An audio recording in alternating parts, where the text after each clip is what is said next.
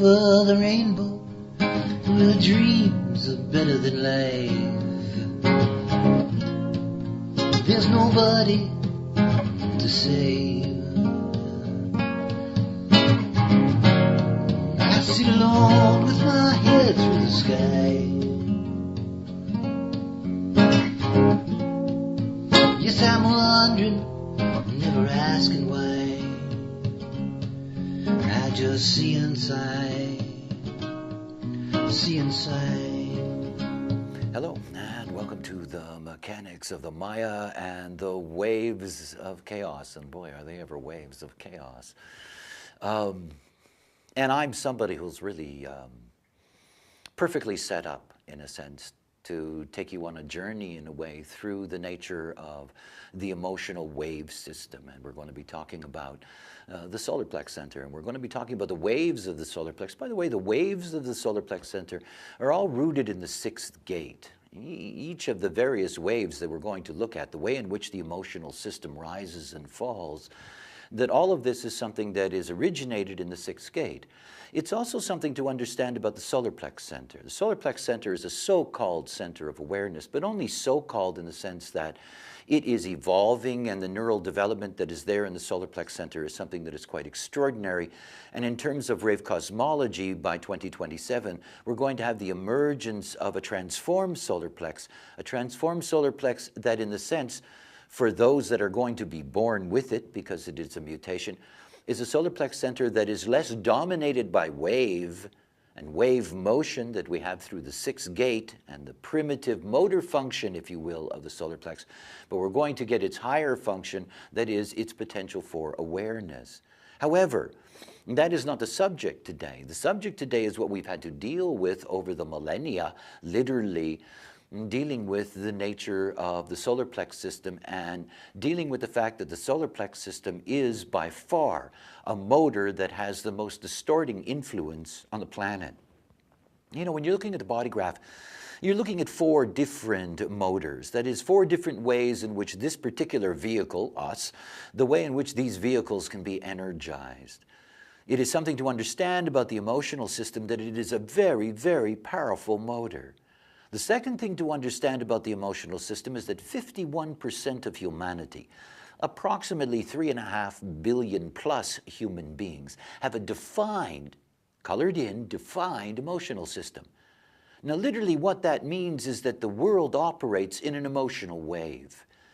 Everybody who comes to human design, you come to learn at the mundane level to transform your life. You come to learn how to make decisions as yourself.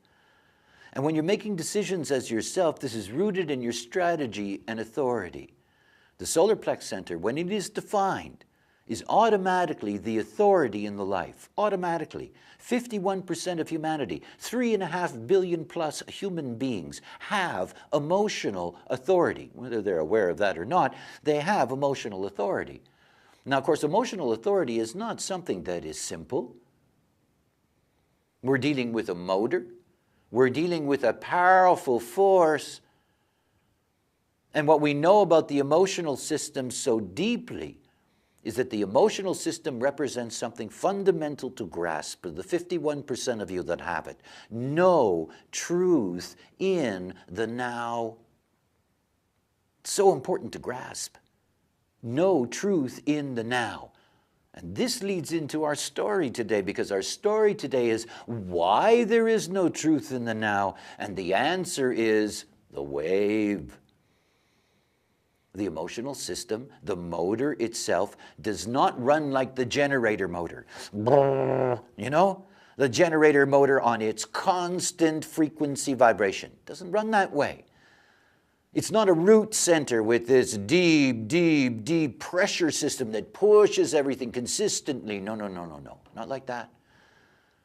Not like the willpower that's there in the heart center, the willpower that's there only for the moment that it's required. No, we're dealing with a different kind of motor. We're dealing with a motor that fluctuates, that rises and falls. It is a wave motion. Think about that wave. You see, you live on a wave if you're an emotional being. I mean, let alone all of those unemotional beings that are amplifying that wave. If you're an emotional being, you're living on the wave. And what that means is that where you are on the wave is what you get to see and what you get to feel. But you don't stay there. You don't stay there. See, there's a great dilemma for emotional beings. And the great dilemma for emotional beings is that they think they're root centers. You know? They think they have to be in a hurry. They think they're under pressure. But they're not. See, look, nothing provides greater depth than the emotional way. Nothing. Nothing. It's one of my favorite illustrations. You know, you have a splenic person who does things in the moment, and you got an emotional person, and they're both photographers, and they're hired to go and take a picture of a flower. So the splenic, in the moment, in the now photographer goes into a field, sees a flower, takes a picture, and leaves. That's it. For them, it is the only way. It is what they get in the moment, what grabs them in the moment, all those flowers, one flower bank. The emotional photographer. Now, here's a story. They come into the field, and they take a picture of one flower that's beautiful, but then they see another one. And they see another one. And another one. And they keep on looking, and they keep on taking pictures. And the sun is moving. And the light is changing. And they go back and they take pictures again of the flowers that are changing and the light that's changing. And then the sunset comes. And the field of flowers is filled with an incredible array of purples and mauves. And there they are, clicking away and clicking away and clicking away. And then it goes dark and the moon comes up. Wow, you should see those flowers in the moonlight. And at some point, out of sheer exhaustion or the lack of more film, or in the digital case, a battery dying, they finally go home. Now they've got all those pictures, all of them. But they know the beauty of that field in a way that the splenic photographer could never grasp. They've seen it rise and fall. They've seen its magic. They've seen it turn from ugly to beautiful. They've seen everything you can see there. And they took pictures of all of it. Yet they're required to submit one. See, this is their beauty, their depth. It's what it means to be an emotional being. You're not in a hurry. There's no hurry to make a decision. There's no hurry to act. There's no pressure. Yet the not self-emotional being, the moment that that wave cranks, they're off and running.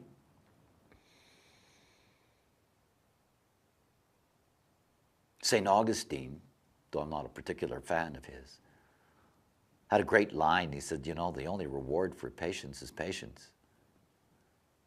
To be an emotional being is to understand you have your own time frequency because there is no truth in the now. You must wait. You cannot just simply act because you're at the high end of your wave and you feel terrific. You know? You go into a bar, you're at the high end of your wave, you see somebody of the opposite sex, all of a sudden you think you found love. Wake up the next morning at the low end of your wave and you'll see what love turns into.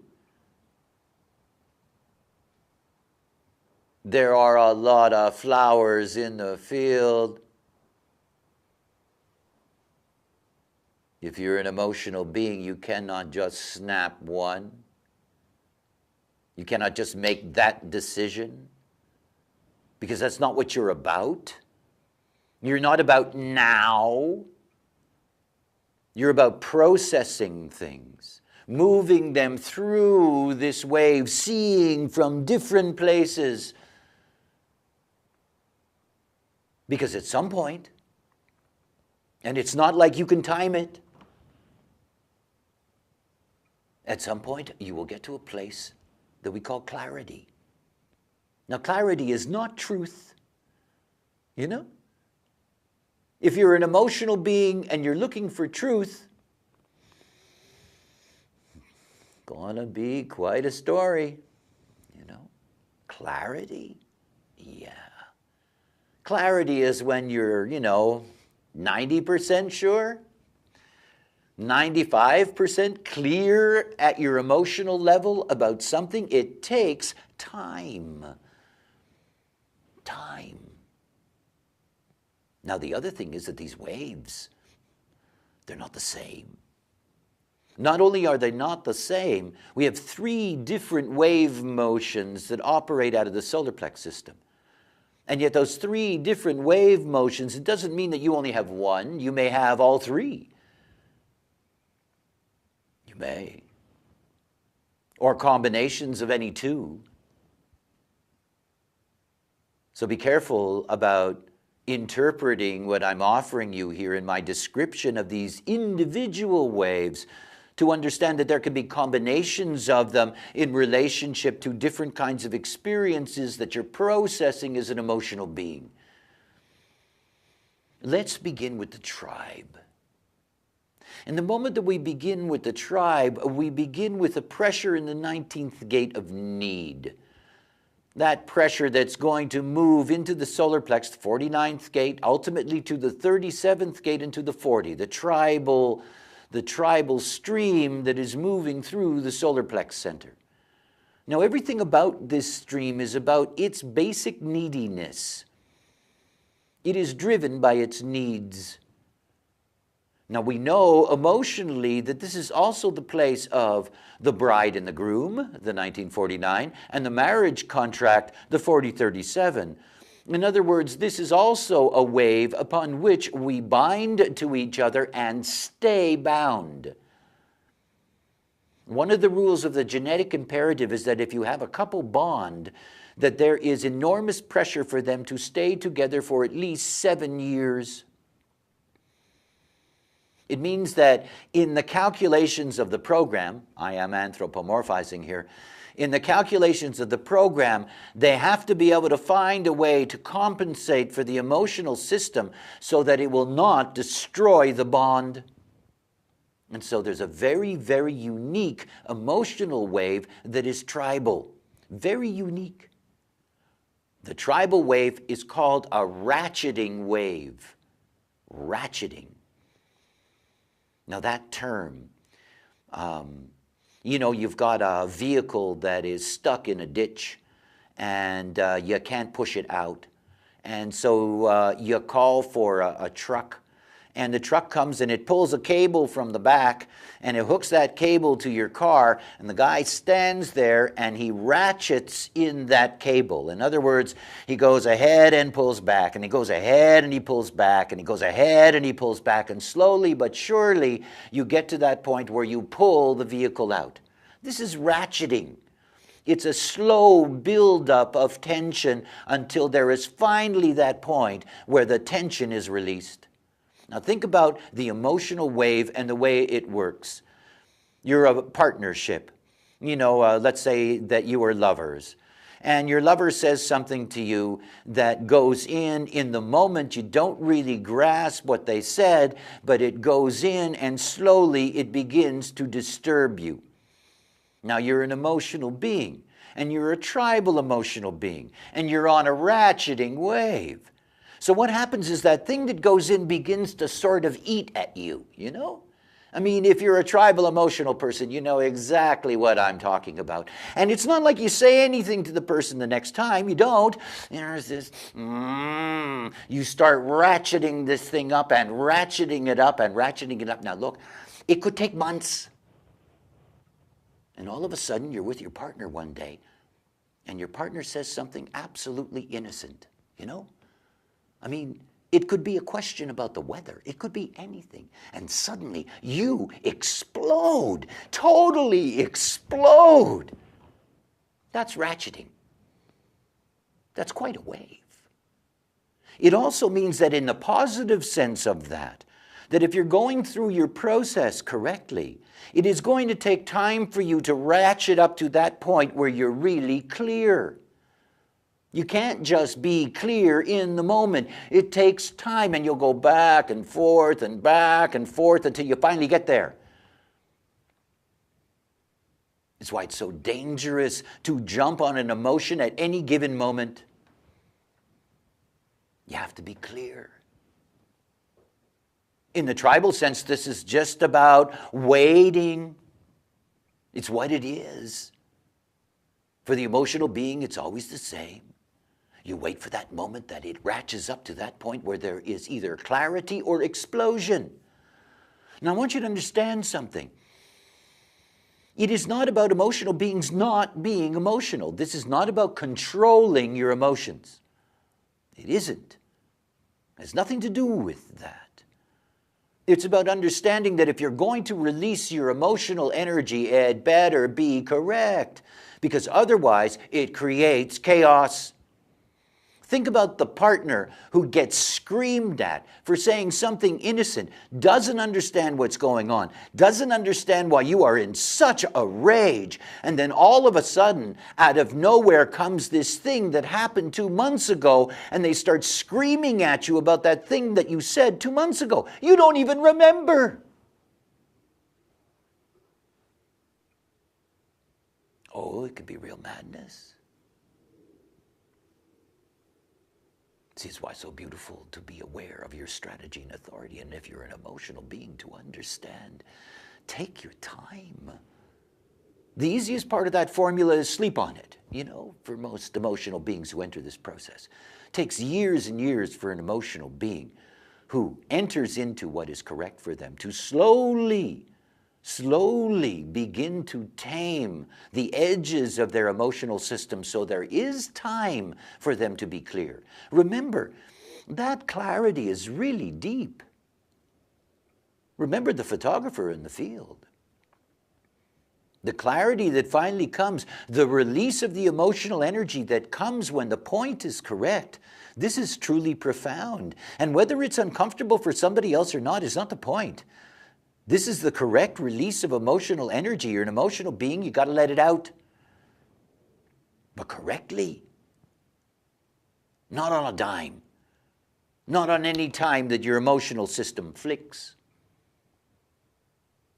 And if you are tribally defined in the emotional system, to be aware of the way your system works, it's building up. To be aware of it, to feel it. All right, let's move to the middle, and we move to the individual, and we move to the individual emotional wave. Now, individuality is really different. It's different. And everything about the whole nature of the individual stream that starts with the provocation of the 39 in the root center, that all of this is about moodiness, and it is about passion, not need in that sense, but passion. And one of the things about the nature of individuality is that individuality is deeply mutative. And because it is deeply mutative, mutation is something that takes place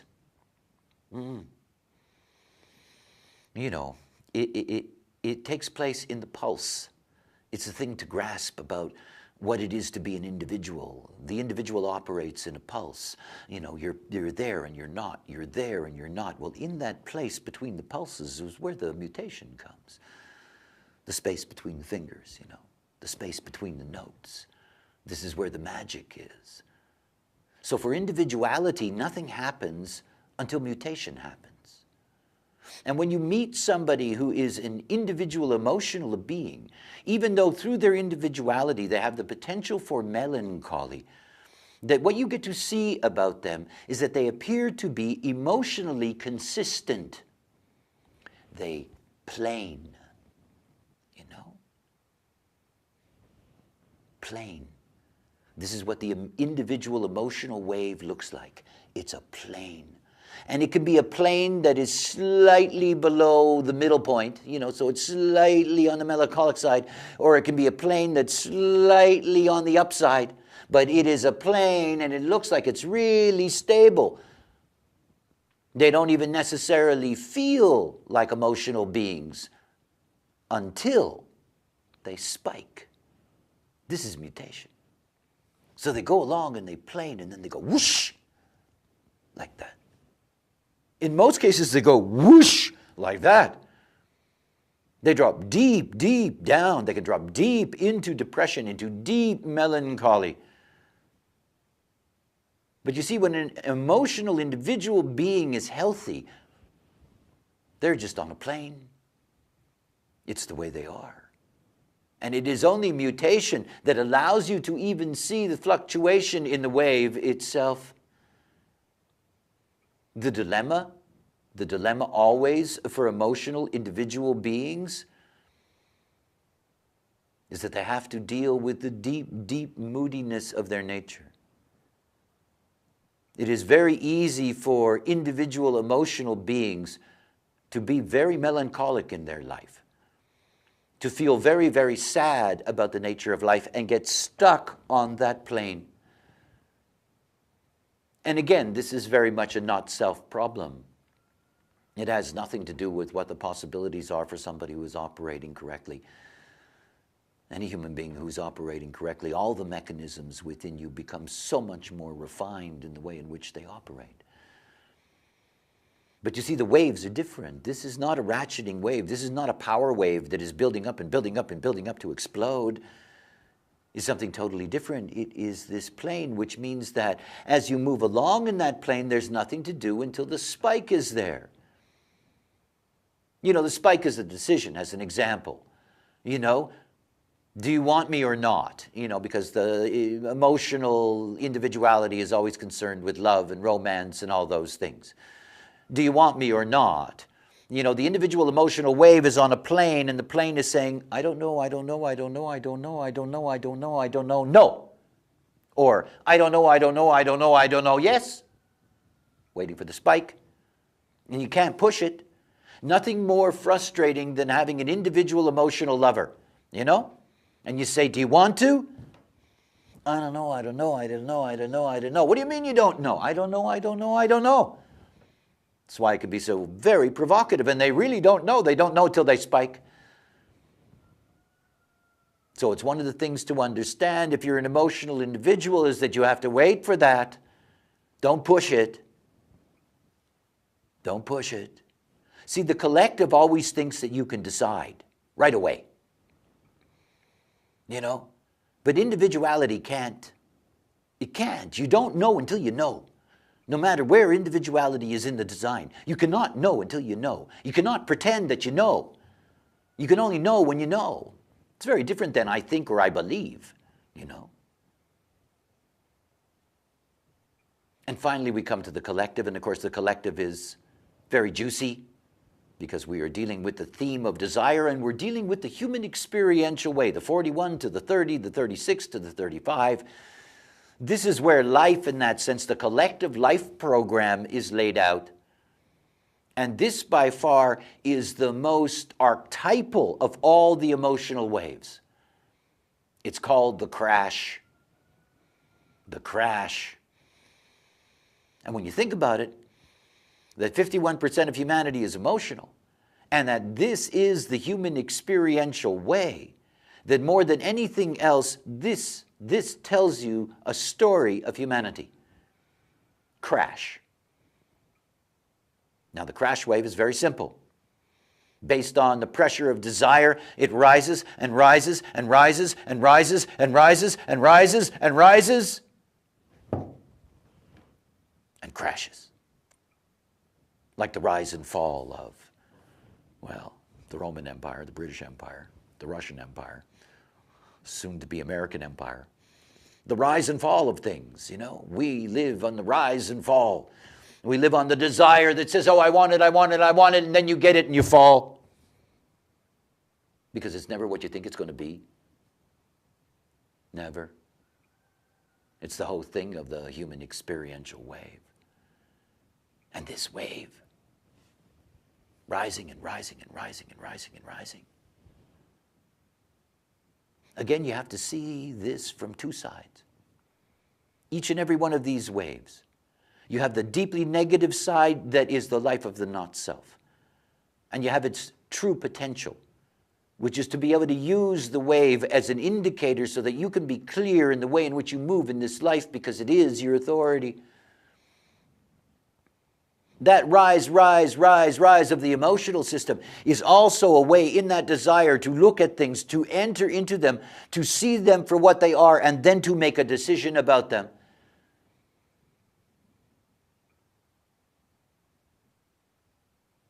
And you see, if you're correct, the crash wave is acceptable. And you notice my terminology, it's acceptable. See, look, I come from the perspective of somebody who is undefined emotionally. I have an open solar plex system. I only have one gate in the solar plex, and it's unconscious. I have been susceptible to the emotional wave all of my life. I am deeply, deeply aware of its power. And it is something so profoundly to grasp about the nature of our world. There's so much of the pain of our world, because the wave is a hope and pain wave. So much of the pain of this world is the unaware ignorance of those that carry this extraordinary power for clarity. It is so important for emotional beings, not simply for themselves, which is the obvious of human design, but the emotional wave is something that goes out in the world and affects everything around us. We live in a world of the emotional pain of the crash. You can see it today. It's everywhere, isn't it? These waves, this motor, that's what it is. It's an element within the construct. It's neither good nor bad. It's neither right nor wrong. It's just part of the mechanism of what we are. The emotional system is obviously absolutely essential, not simply to our well-being now, but to our future. It is our future. It is the way we move through the world. It is the experiential way for us. And so it's not about this wave motion being something that is a negative. It isn't. But it is about the awareness that rides within one of these vehicles that's emotionalized. That's what it's about. When the awareness is there, it doesn't matter what the machine is. It doesn't matter what the wave is. It doesn't matter any of those things. They're not important. Because when you're aware, when you're operating correctly, when you're learning the lessons of patience and the rewards of what your emotionality can bring, then you're going to be able to revel in what it is to be an emotional being and the beauty of what it is. You know, my journey today showed you the dark side.